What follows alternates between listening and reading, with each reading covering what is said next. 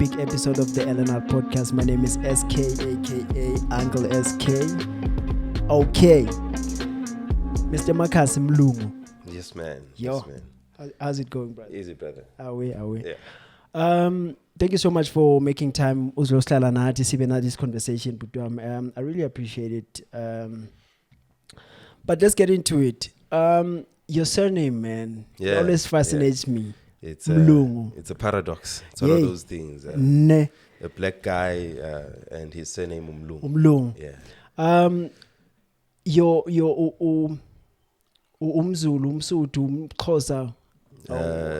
Some might find it derogatory, but Nishangan. Umshangan. Yeah, no, I'm Tonga. Some people take offense in. Yeah. When you call them that.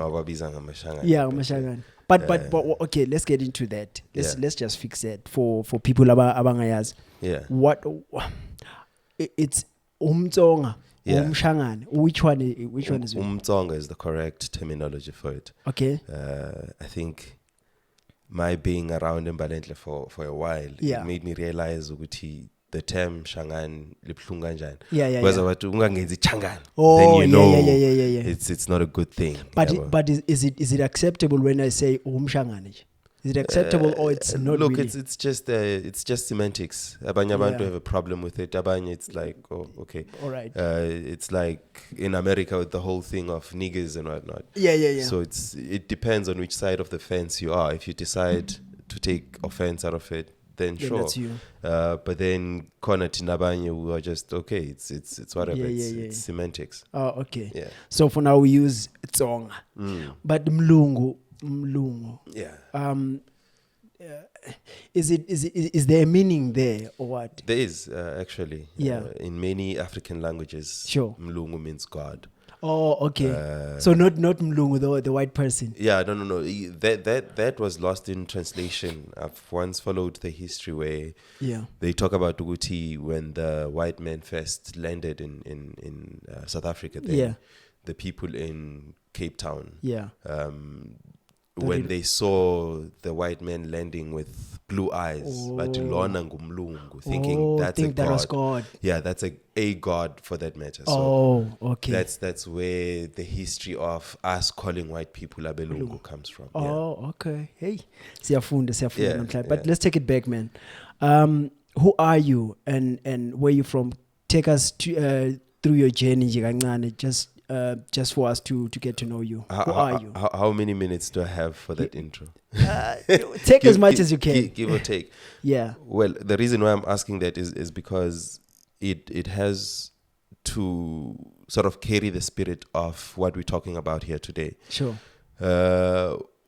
And I say that because I'm trying to address an issue that most people don't see as an issue. Yeah. And some people are scared to talk about it. Sure. And some people are uncertain where they stand, on which side of the fence are they. Yeah. So my being here is to present an alternative to what the world has taught us. Yeah. But to get to that, then my intro is important in that sense. Sure. I was born in 1988. Sure. To a Christian family. My father and mother in the Pentecostal type of setup. Yeah. We go to church every day, you know. And then we used to live at this other place, and then we moved to another place. When we got there, we started going to a more charismatic church. Sure. Which is this place? So in Nelspruit corner. Back then. Yeah. Begnenzawa. I need to speak this in Swati. Begnenzawa bitoya ngaset Nyosin. Sure. And then we moved to Ematafin. Okay. Eskom, for the lack of a better word. Yeah. So that's where now I was raised. Mm-hmm. So I'm raised in a Christian family. Now it's from Pentecostal to charismatic. Yeah. But then I grew up with my grandmother, who was a big believer. Yeah. So Ukoko would move from one type of faith to another. Sure. So snini nungena eZion, snini nungena ZCC. Yeah. So now I'm exposed to all of these all things. Different. Yeah. Yeah. So, but still within Christianity. Sure. So growing up in the place that I grew up, it was quite a close-knit community. Then I had friends who were Islamic Muslims. Okay. So I would go, to a madrasa, go there in their place of worship, try to understand what's going on. Yeah. Similarly, we also had people who believed in ancestral beliefs, So Magubana Madlozi, Bashai Kupe and whatnot would go there. So now I'm exposed to all of these things. Yeah. That's the kind of setup I grew up in. And then when I was 20, then I started to work for Sasol. Yeah. That's when we met. Yeah. Which is 15 years ago. Bro, it's been a minute. It's been a minute. Yeah. And when we met, when I thought about this podcast, I thought I'll share the story here. Sure. During those times, we were at a commando, right? Yeah. And then there was a rumor that went around Uguti Umakas is still a virgin. I don't know if you... No, I never heard that. But yeah, okay. Well, it wasn't a rumor.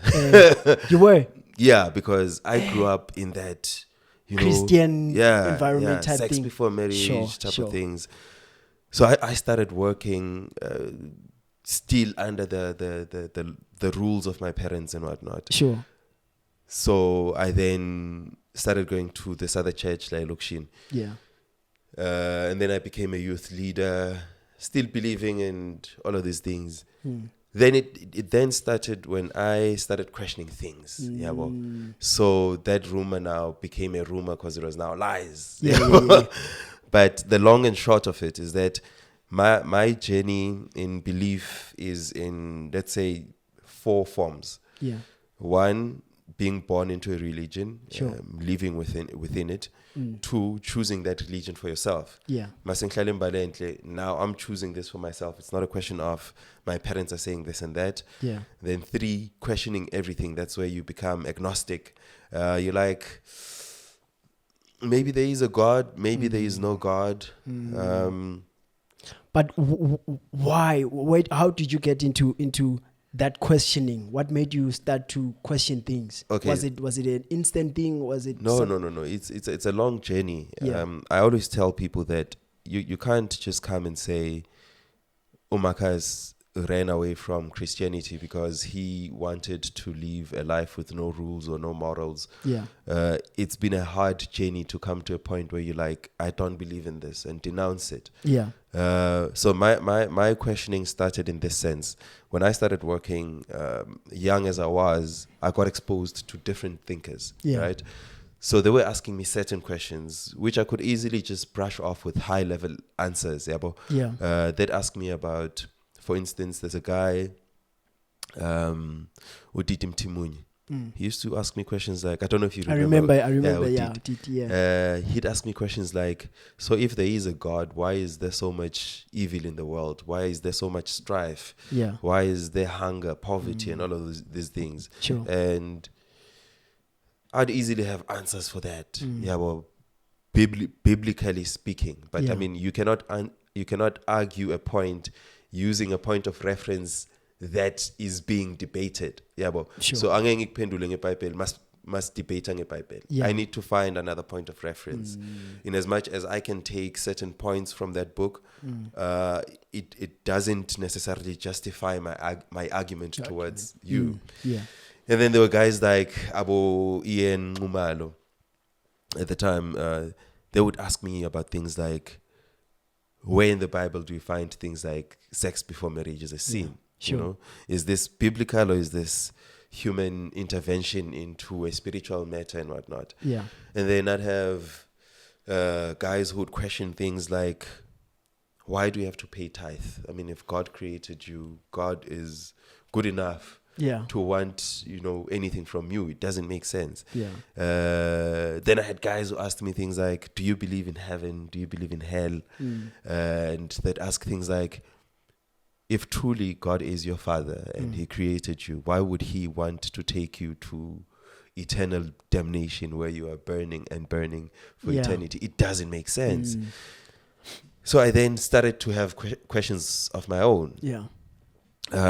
Questions like, if really God is all powerful and all knowing, then how do we then find ourselves in history where God punishes humanity, right? And he wipes them out of the face of the earth, yeah, it then means to me, God is not all-knowing. Yeah, well, it then means to me, God makes mistakes. He's not. So your thinking perfect. is like, so God also has that blind spot type thing, where not all things are in his So control. it came to that, and Yeah, it also came to me questioning, Guti, if God wanted to forgive us yeah, from himself, why does he send his son? to die for us. Yeah, in the form of, so Jesus, in the belief of Christianity, Jesus is the embodiment of God in human flesh, right? Sure. So why would he have to kill himself to appease himself? So I'm like, there's something right. In the sense, all right. So it was at that time where I started to go back to my childhood, where I would explore Islam to understand, where does Islam come from? Sure. Yeah, but what's the story about Muhammad? Because I had fundamental issues that I needed to understand the world. I think one of the things that led me to where I am today is because I wanted to understand the world. I mean, living in the world and sharing the space with animals, with plants, with everything, I think it begs the question, how can I best understand the space that I live in? So I couldn't find the answers in religion. Yeah. So I went from trying to understand Christianity to trying to understand Islam to trying to question things from Abapans, ancestrally. Ancestors, yeah. And I still couldn't find answers. Yeah. There's no proof, there's no evidence, there's all of these things. Yeah, well. So that's what led me to my third, I'd say, third way of thinking, which is agnosticism. Yeah. So I think it's also important for me to explain these terms for somebody else who's just, trying to understand where they are with their journey. Sure. Agnosticism. Okay, sorry. Let me just see. Agnosticism. Yeah. Agnosticism. So to best explain agnosticism, Sure. it's a person who says, I don't know if there is a God. I don't know if there's an Allah. I don't know if there's any higher power, but Yeah. each to his own, and we respect it. Sure. That's the guy who says, if you want to go to church, I'll help you go to church. If you want to go to the mosque, I'll help you go to the mosque. But I'm just not affiliated to any of these things. I don't subscribe to any worldview. I don't see you as less of a human or higher of a human because of what you subscribe to. Yeah. That's what agnosticism is. Yeah. Right? But agnosticism also, goes into three different types. There's agnostic theistic, which is, I don't know if there is a God, but I believe in spirituality. Sure. Then there's agnosticism, which says angikho ngapha kukrent. Yeah. And then there's agnosticism atheistic, which says, I don't know if there's a God or there's no God, but I'm prepared to say there's no God. Yeah. Until there's evidence that proves to me otherwise. Sure. So my problem with the second one, agnosticism, which is, if we're gonna have a scale of 1 to 10, agnosticism itself is at number 5. So I have a problem with that in a sense, Yoguti. It's okay to be in a point of saying, I don't think this or that, but you can't just be here, where if I ask you, what do you think? Yeah. You say, angazi ngicabangani. Yeah. I can accept mangiti, what do you believe? Uti angazi ngibelievani. But when I now say, do you think there is a God? And I'm sitting with you and say, is there a God? Or is there no God? And you're like, I don't know what to think. Then we have a problem, you and I. Yeah. So hence I wouldn't really want to be at the center, like fence. No. You need to be somewhere. Yeah. Right. But then there's the fourth stage of my journey, which I'm currently in now. Yeah. But also understanding Uguti, I'm not arrogant about it. I could still in the future come back. Ngamangali masengibuya manje sengupushiri, you know. Yeah. Bamba ngevesi. Yeah. Sure. Bamba nangamanzi. Yeah. Oi. Yeah. Sure.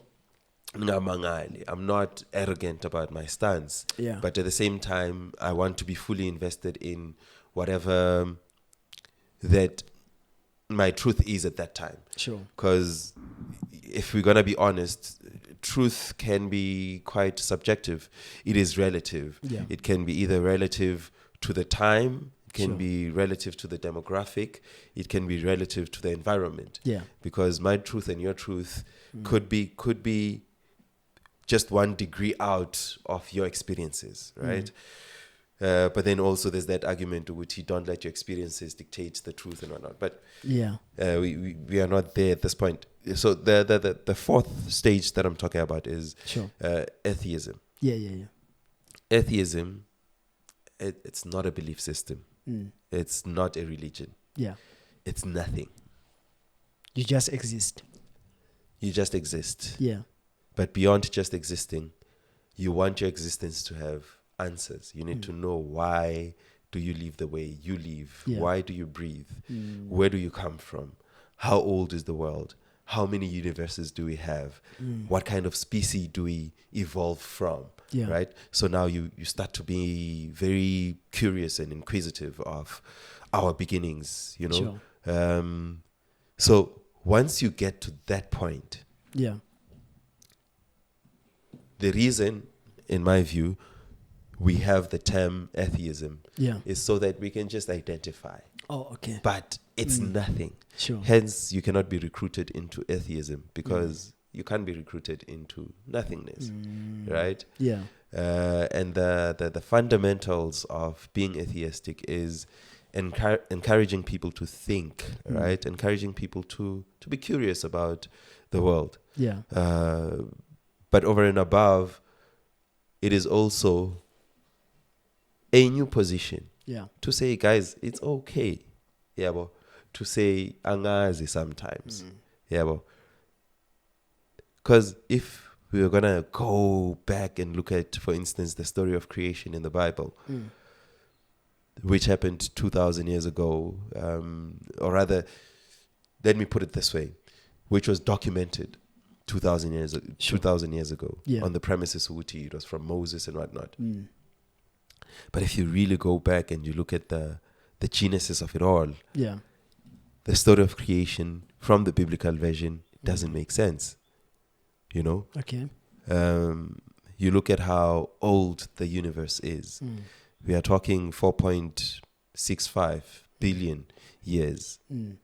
When we look at biblical account, we are talking about 6,000. Okay. So 2,000 of the New Testament. Oh, yeah. 2,000 of the Old Testament, 2,000 from the story of creation.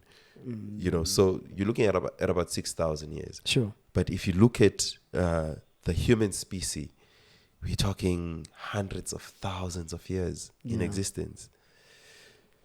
From different stages of evolution. Sure. Yeah. So where you are right now, you're saying you don't believe in anything. Then how do you explain impilo nje, life? How do you explain the existence of human nature? How do you explain the animals? How do you don't believe there's a higher power? There's some sort of... No, if there is a higher power, then it's really doing a bad job. Okay. It's really explain doing that. A bad job. I mean, from a Christian point of view, sure, when God sent his son to earth to die for our sins, that was the higher power intervening in human life. Sure. Right? So now you look at the state of the world as it is now. Yeah. And if there really was a higher power, why is it not intervening in a 6-month-old baby being raped by 9 men?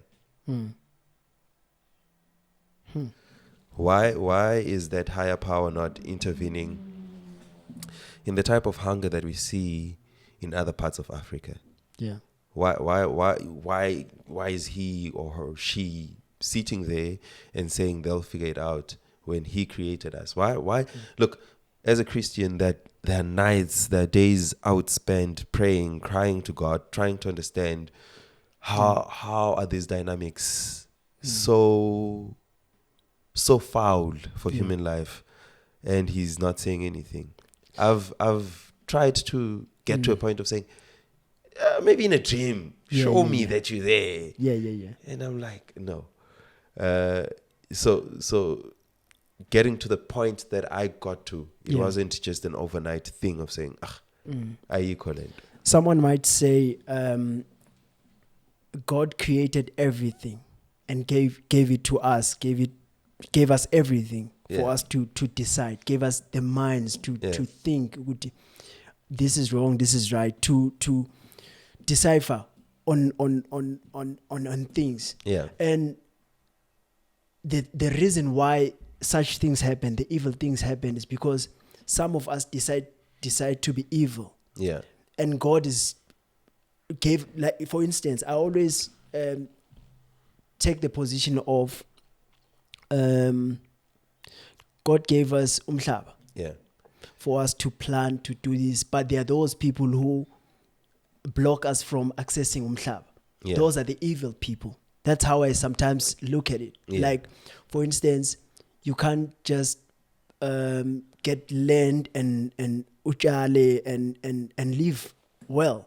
Maybe that the reason why. Okay, sometimes I just ask myself, Oguti, the paradise, isn't it the earth that we're living in now, the paradise that we are always told about? You have everything. Yeah. You have the land to plant. You have the land to. You have everything basically. If okay, the way I look at it, we have everything. It's just that there are those people, those evil people, who decide just to be evil.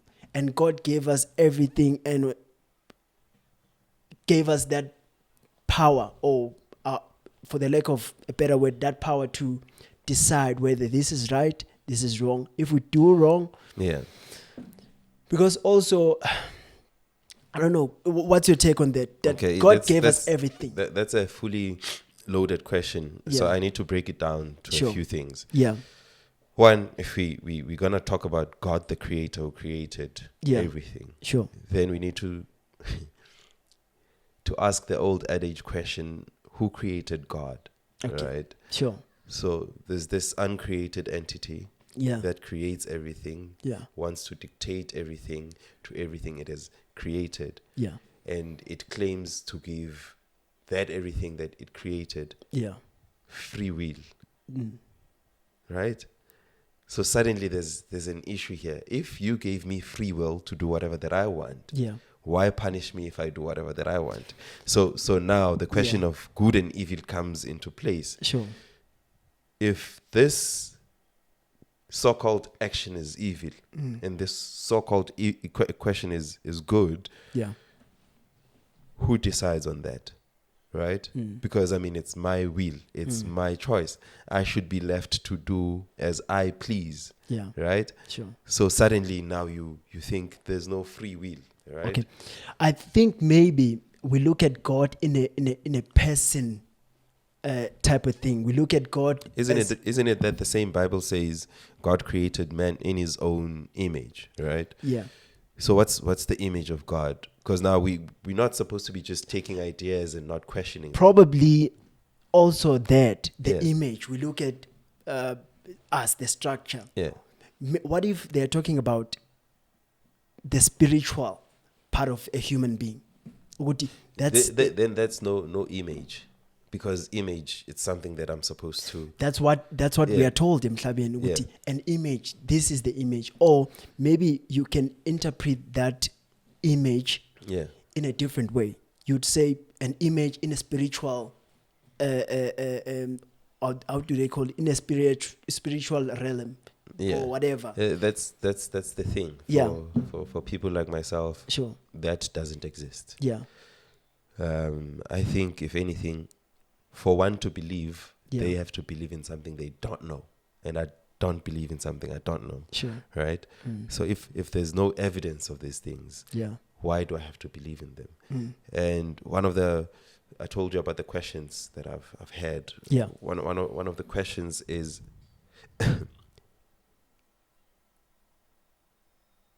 if Earth is a tiny speck Sure.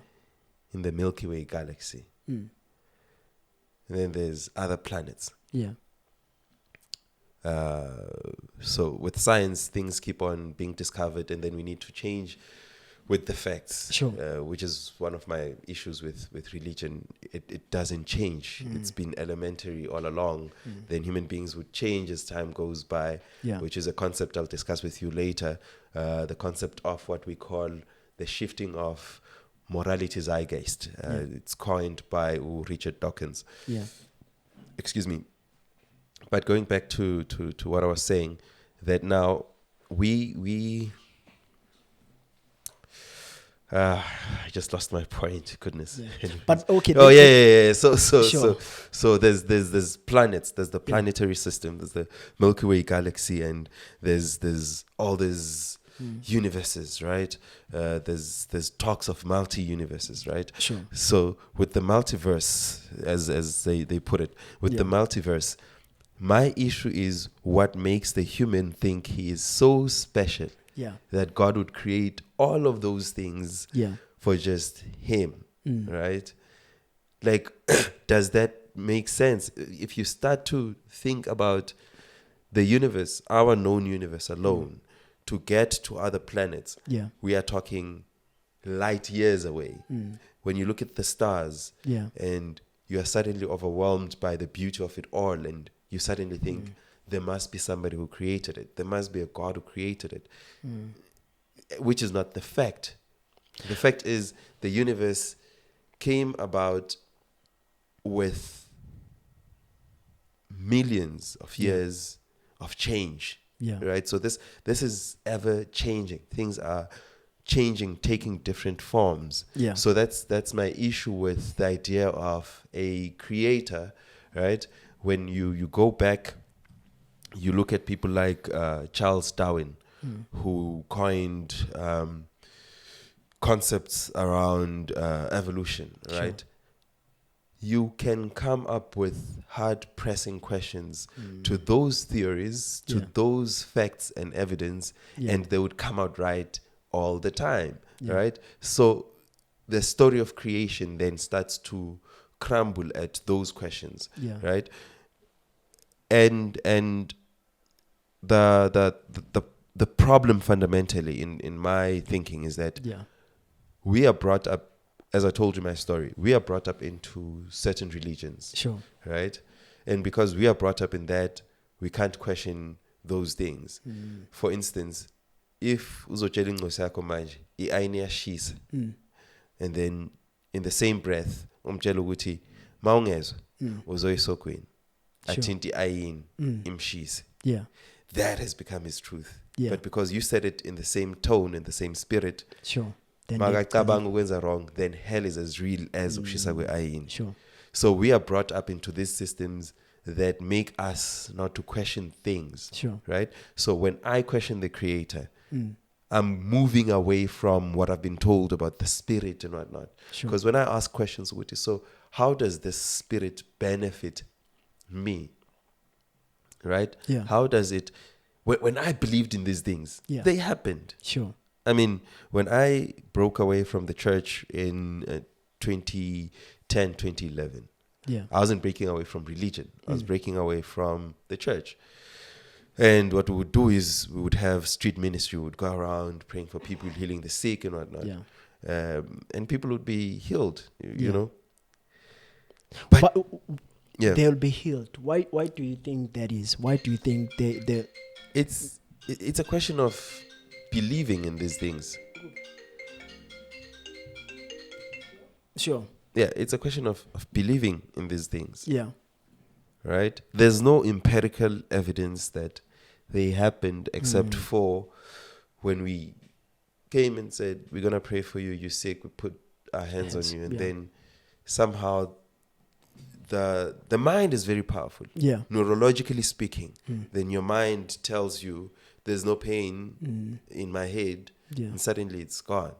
So we practiced that, but we didn't have any logical thinking besides the belief in that this thing works. Yeah. Let me tell you a story. I've got I've got 2.5 attempts at raising dead people. Because the Bible said you can raise the dead. Yeah. So we went out with my friends. Somebody had died. We went to the house and we were like, they looked at us like we were crazy. Yeah. And and we were not. Because Mark chapter 15, I think, talks about go ye into the world, lay your hands upon the sick, raise the dead.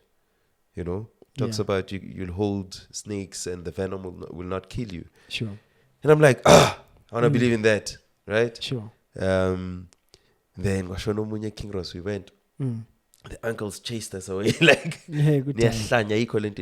and they're praying inside the house, right? And I'm like, what the fuck is this? Yeah. What's happening? The belief now has to be categorized within what the human mind can comprehend. Yeah. Right? And I'm like, the hard questions of life, the mind cannot comprehend. And I think that's where the intervention of a superpower or a superhero or whatever comes into play. And it was at that point that superpower has failed me.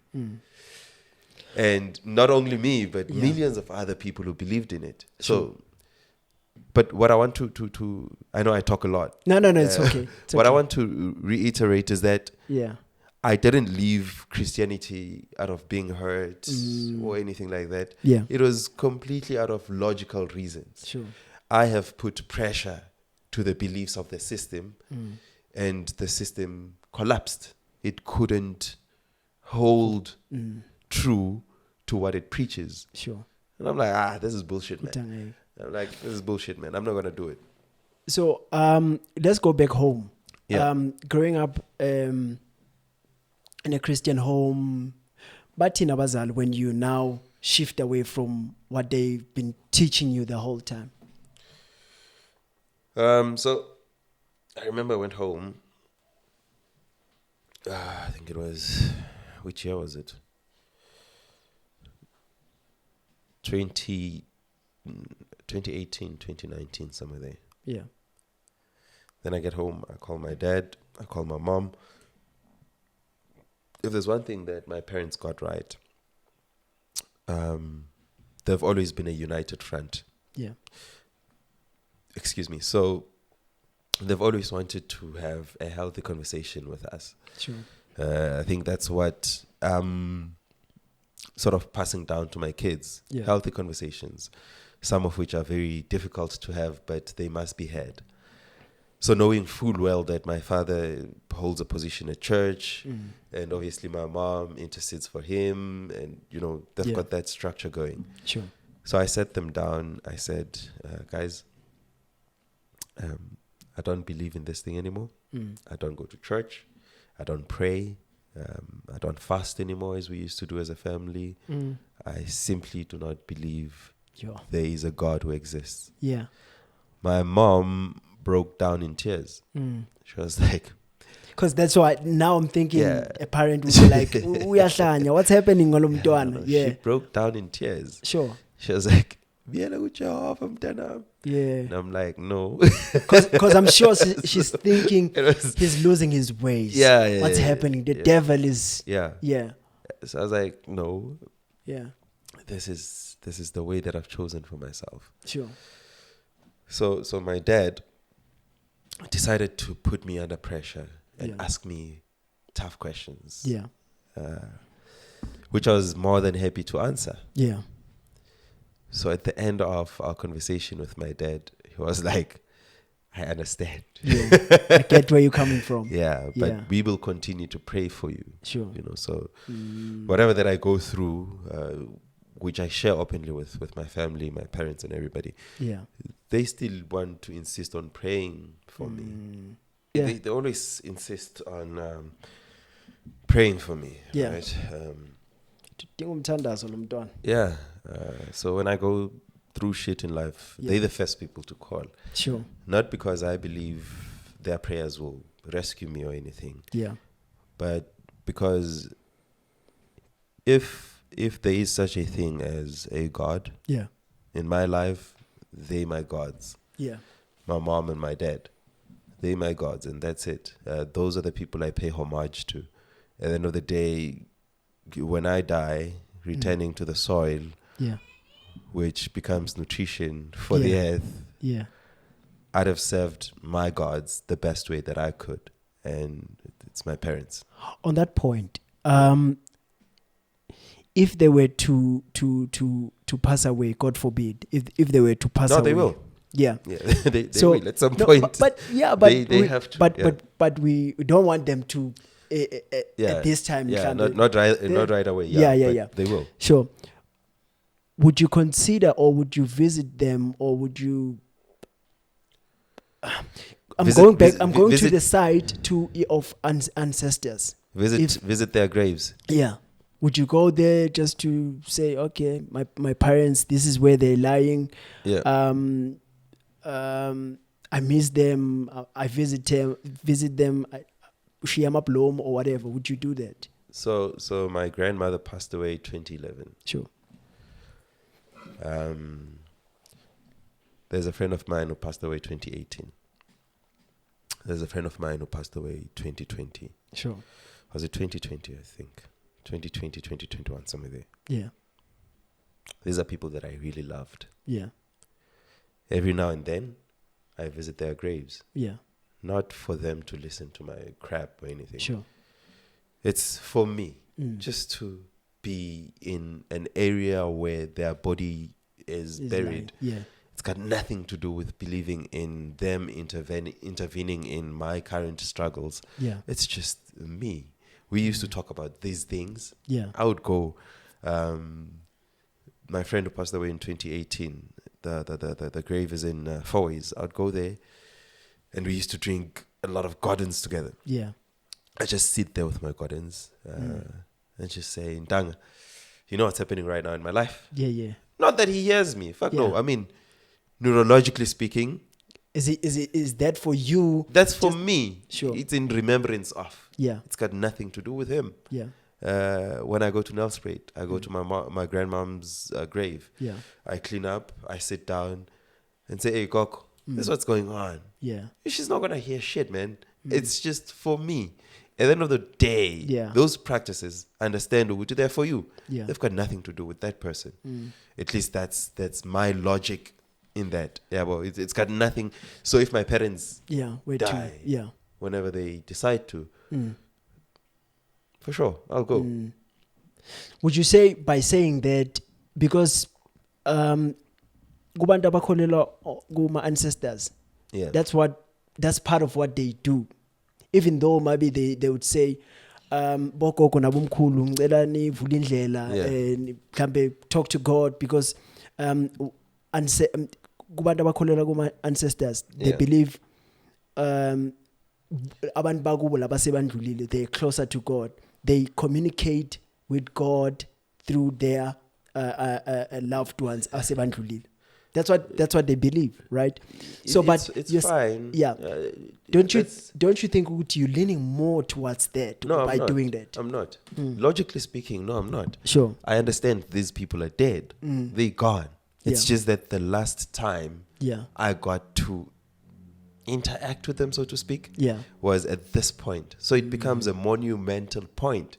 That's all it is. Yeah. This is where I know your body was last left. Sure. Right? If, for example, somebody died 100 years ago and they buried Tunalake Nalila, when you go there, excuse me, even from the bone structure, the enzymes and everything have completely finished whatever that was there. Yeah. Right? So why do you believe? Don't you think there's a spirit that is... There's no spirit. How do we connect the spirit? I mean, how do you connect your mic to that machine, to that machine? Yeah. There's logic here. There's a wiring relay that goes there. If it's no wiring, we're talking Wi-Fi, we're talking Bluetooth. There's logic. Yeah. So logically speaking, how do we wire a dead body that's been there for 100 years and it's completely annihilated by whatever that it's there in the earth, possibly from a carbon structure that has been completely sequestrated. Sure. Where's the connection? So would you say, by saying that, would you say you only believe in something that is tangible, something that you can see, something that you have proof, you only have proof of? If there's proof of it, you don't have to believe it. Because it's there. That's it. It's like, for example, sure, the machine that you're using right now. Yeah. With the camera where it is. Yeah. When it's looking at this machine. Yeah. And then we get somebody to call in. Yeah. And that person, Simbuzo uti, what machine is this? Yeah. Uzotin. It's a MacBook. Yeah. Why Ashuanjal? There's evidence from the camera where it's a MacBook. You can see it. And then we ask the person the next question. Yeah. Le MacBook le, which year model is it? Sure. This person has the right to say, I believe it's a 2020 model. Sure. Agaz. So they have to believe. There's no evidence, right? So with me, I won't go and say I believe. I tell you guys, dude, angaz. Oh, okay. Yeah, yeah. So sure. Angaz. Yeah. If ngaz, ngizokutshela ukuthi inji, then I know. So I try by all means to not live in the realm of believing in things that I don't know. If I don't know something, I don't know it. I will not. There's the concept of what they call the God gap. Yeah. So wherever people don't know something, they attribute it to God. Yeah. When they don't know the story of creation, what happened in creation, oh, there's God. If, for instance, they don't know what intervened in a big earthquake and suddenly the earthquake stopped, God. So God becomes that gap filler. But what gets to me is that this gap filler only comes in to the positive, right? Oh, okay. If it's something negative, then it's evil. It's the devil. It's the devil. Tell me something. With all that, with all the journey that you've been through, what would you say the purpose of life is? What is the purpose of life? Why are we here? Why? Why? Are we here to live? Sishone, then that's a cycle that you... What's the purpose of life, according to you? There isn't. So there's no purpose. No. We just come, we go. No, it's not as easy as that either. Sure. Life is highly nuanced. It means something different to me as I'm leaving it. Yeah. It means something different to somebody else as they're leaving it. It cannot, in my view, be a thing of your purpose on earth is to be this and do that and that's it. Yeah. For example, if I was born in India, I'd have probably been Muslim. Sure. But because I was born where I was born, the conditions were of this way, so I only know this, and then that became my life. But if I was born somewhere else, it would be different. Yeah. So the purpose would be different. But let's not complicate it that much. Let's go back to I'm born here and this is my life. Yeah. As long as I had stayed in Nelspruit and didn't move to anywhere else and not gotten exposed to other things, my life would have just been that. Yeah. But because of my choices and my worldview, so I grow as big as my exposures, right? So I moved Nelspruit, Secunda, Cape Town. Yeah. Now, my exposures keep on growing. They keep on being different. Yeah. So we cannot just umbrella things with one term and say there's a purpose to this life or my life as an individual. Yeah. There isn't. It keeps on changing. It keeps on being progressive or regressive depending on my decisions, you know, and one needs to understand that. So that is why I'm saying it's not as easy as to say there's no purpose or there is a purpose, right? Sure. It's your choices. It's accumulation of choices and decisions that brings you to a certain point where you're like, all right, I think maybe I should spend my life teaching people about this subject. Yeah. Not that necessarily was your life's purpose and there was a God in the beginning of your life who chose this is what's going to happen with your life. Yeah. That's not the case. And sorry, I'm just going to digress a little bit. Sure.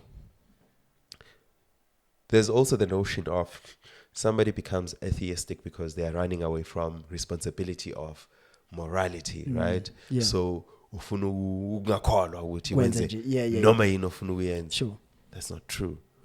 Being atheistic, in my view, becomes more difficult because now you have to be accountable for everything. Yeah. For all the good that I do, I'm accountable. If I fuck up, I fucked up. Yeah. I'm accountable, right? I've got friends who hold me accountable. Yeah. Right? But what are your friends' belief systems? Do they believe in the same thing that you believe in? Some of them yes, some of them no. I've got Christian friends, right? Yeah. But they will probably reprimand you in a Christian way of seeing things. Okay. If your friends are Christians and you do something wrong, probably they would say, this is wrong because. You see, it would be stupid of me to think Christianity is all bad. Yeah. Or Islam is all bad. Sure. Or Hinduism is all bad. Yeah. That's not the case. Yeah. There's principles that govern life. Sure. Right? And we take them from all of these places. Yeah. And the reason we take them from all of these places or these worldviews, it's because they are passed down through a certain system. Yeah. They are filtered down through a certain system. Sure. So if somebody, say I did something wrong, and a Christian friend calls me out on my shit, it would be stupid of me to say, no, I'm wrong, Christian back. Sure. When there's logic that is superior than the thing that I've done, then I need to take heed to his words. Because if we were going to argue the question of good and bad in the form of morality, one might argue, for example, that morality doesn't exist outside of God, or morality doesn't exist outside of a religion. Sure. And I'd argue that that's bullshit.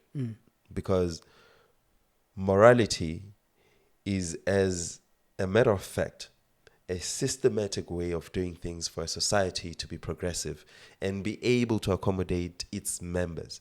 Right?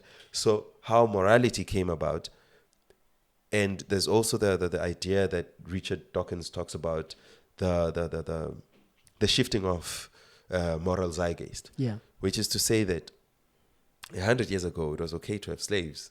Now it's not, but it's also biblical. But now it's not. Why? How did that shift? 100 years, not even 100 years ago, 50 years ago, it was okay to just slap your woman. But now, But now, no. But don't you think it was more of the learnings along the way to say? Then if it's the learnings along the way, then we're violating the biblical principles. Was it the principle or? It's biblical writings. It's biblical accounting. But it was okay to stone an adulterer. If you okay. Now we can't do it. Why? You know. I think we, at most, we grow as people. I think, okay, at some stage I would think maybe as Spila Manje in 2023, there's a chapter that we are writing that is supposed to be added into, I would say, a Bible of some sort. But it's been 6,000 years, there's been no revision. 2,000 years, there's been no revision of this thing. What if, for instance, I'm just being on the other fence. What if, for instance, this story is a continuous cycle? Like for instance, there was John eBhayibheli, there was Samson, why namandla, there was Samson vele. Yeah. Why in a month there was all these stories. Was the atheist in that? It's because you're coming from the Bible. That's what I like about the whole thing. Yeah. So then there was Umandela in 1913, who was born, went to jail for 27 years. Because I think at some stage, years to come, there will be people who would say, no ways, there won't be anyone who went to, or there was never anyone who went to prison for 27 years. But it's written down. Some people will question that. Why? What was the purpose of that? My thinking. See, just to interject there. Sure. The issue that atheism has with religion. And I'm saying religion because I'm talking about all of them. Sure. It's not the historical account of things. Okay. Right? If history says Jesus did exist, and there's empirical evidence that Jesus did exist, sure, then Jesus did exist. Yeah. An atheist would be stupid not to believe that. Sure. If they say, for instance, the Vatican, not the Vatican, I'm sorry. When you're talking about the Roman clergy, that it existed and they canonized the Bible, and the Bible was rather a collection of books that were put together. Sure. And for me not to believe that, I'd be mad. Sure. I'd be crazy. Yeah. The point is, atheism does not challenge the historical perspective of religion. Yeah. It challenges the belief of things that have no evidence, that have no logic behind them. Yeah. So if we are talking the history of, for example, the Israelites, them moving from Egypt to Canaan, and we're saying it's 40 years, but now when you go and you look at the distance, it's a 40-day walk. You've got every right to call it bullshit and say that's bullshit, right? But is there a story that Christians, or rather, is there a story that Israelites were oppressed and slaves and enslaved by Egyptians? There is historical evidence. But you see now, you need to be able to filter that. Yeah. So the issue is religion doesn't filter that. It just says 40 years. Sure.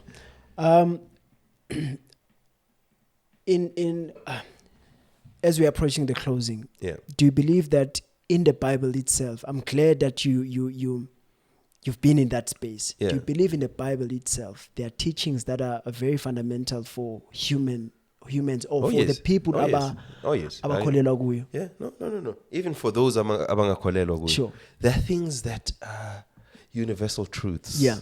In this sense. Sure. Do unto others as you'd like to be done unto you. Sure. It's logical. It makes sense. Who am I to come and say that's bullshit just because I don't believe in the Bible? Yeah. It's a principle. It makes sense. But for me to now believe in the whole book because there are parts of it that are true, that would be also betraying myself. Have I learned anything from Christianity? Yes, I have. Sure. Have I learned anything from Buddhism, the Buddhism principles that I live by? Yeah. Hinduism, all of these things. But it's not necessarily that I subscribe or believe in. No, those things. I don't believe. That's my issue. I don't want to believe because then it means I cannot question that thing. Yeah. And it also means I don't know that thing. So I live in a realm where what I do, I know.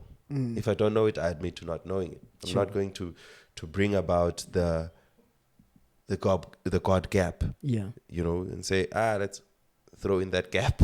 Let's fill that gap Cover in. this and But sorry, I wanted to say something that as an atheist, you become, I think I've said it, you become accountable for all the good that you do and for all the evil that you do. And also, it went to when you asked me the question of, do I listen to the Christian or to the Muslim? Yeah. Of course I do, if there is logic behind that. Sure. Yeah. Sure.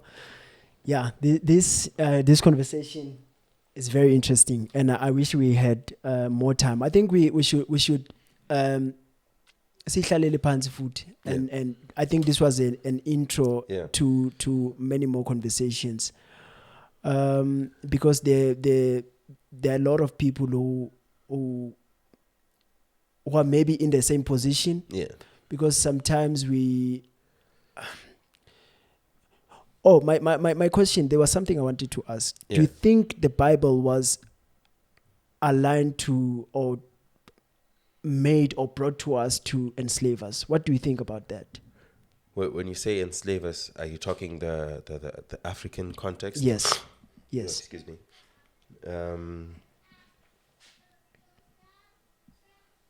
So this is a book that was written. When I say written, I mean canonized, brought together. Sure. The Old Testament, it was 100 years AD. Yeah. And then the New Testament was 300 years AD. So now you need to understand that all these accounts that are given at a time predating monarchs. And by that I mean it's during the times of your, what do you call it? Emperors. We're talking Rome. We're talking things that Christians now would want to discard in terms of Greek mythology and whatnot. Sure. So this is me giving you church history, right? Sure. So the time predating monarchs, and we're talking emperors, and if then we're gonna go into that, we'll have to talk about how church and state became together. But we'll talk more about that on our next conversation. Sure. So now, when we're talking about a time of the emperors, it was okay to have slaves. Yeah. It was okay to be slave owners. Yeah. So now these books are canonized, having the same teachings from the emperors and how they did things. Yeah. So when they now come to Africa, they come with the same ideology, right? They did not revise the times. They did not revise how things have changed since the movement from emperors to monarchs to what we today enjoy, your different types of democracies, being democratic, being autocratic, and all of these things. They were not there at the time, so it was okay. So from a historic point of view, I'd say yes, because they took principles that were practiced during a time of emperors, and that was right. It was correct, Sure. So when they came here, they took over the land, they did all of these things within the context of what they were believing in. Yeah. You see where the danger of believing is. I don't think today there's people who would want to go to a different land and use the same tactics, because now there's evidence that no, this was outdated. Sure. That's not the way of doing things, right? But because they believed, and so they did what they believed in. Hence the same thing that we see with Muslims bombing themselves and whatnot. They believe in these things. Yeah. And it's as a result of, which is always my argument, stop teaching small kids religion. Because these things become their truth. And once it's a truth, some child whose bomber won't give you 40 virgins when you die and go to Muslim heaven, So, Yeah, man. Thank you so much for the conversation. I hope people don't take any offense to it. I think more than anything, I maybe hope they do. I hope. All right. I hope maybe it gets them thinking about a lot of things. I hope if in what they believe in, it gets those conversation going, or it instills more of what they believe in, then cool. That is also good. But I think we need to push it a bit further, just to get to understand where you are mentally. This was more like an introduction. But earlier you spoke about being a 20-year-old virgin. When did you lose your virginity, bro? When? Because that was so fascinating to me. I was 23. 23. Damn. It was over 23 actually. Damn. That's But that's also that's good. I think. No, it's not, because it is, because after that I had to go on a rampage to all of the or people to recover who owed me. So you were doing good, but at the end you were like no. So but yeah, man, thank you so much. I hope this conversation just or gives people something to think about more than anything. That's what I'm hoping for. Because it's so fascinating the way you are mentally, the way you are in the Lokabang. I think we need more of this so that we can just get to understand, even though we don't believe in the same thing. We are human after all. And there are things we don't know, there are things we don't understand, there are things we need to question, there are things we need to, as long as we have conversations that are not offensive to other people. No, sometimes they have to be, because that's the nature of difficult conversations. Sure. Excuse me. But at the end of the day, what I always say to people is that argue the topic, not the man. Sure. You know. Yeah. And your truth. Yeah. Argue the topic. Yeah. All right. Thank you so much, my brother. In closing. Sure. In closing. Yes, sir. In as much as I've got these ideas, I also believe there is function for religion in the world. Sure. Because in certain instances, kunabantu, if you tell them there's no hell, there's no heaven, you'll see how vile the human nature is. Sure. So I'm okay with certain people believing in those things. Yeah. It keeps them. Only to end up dying and realizing but they won't have to realize it because they'd be dead, right? So, But thank you so much, man. No, I hope we do this again soon, very soon. It needs to be a continuous conversation. We need to talk about a lot of things, even outside of religion or whatever we believe in. Life in general. Talk about marriage. Talk about business, the importance of marriage, because that's business, also I'm also big in business in terms of my aspirations. Of course, man. But we'll touch on all of those things very soon. Very soon. It has been the LNR podcast. Thank you so much, guys, for joining us. Peace.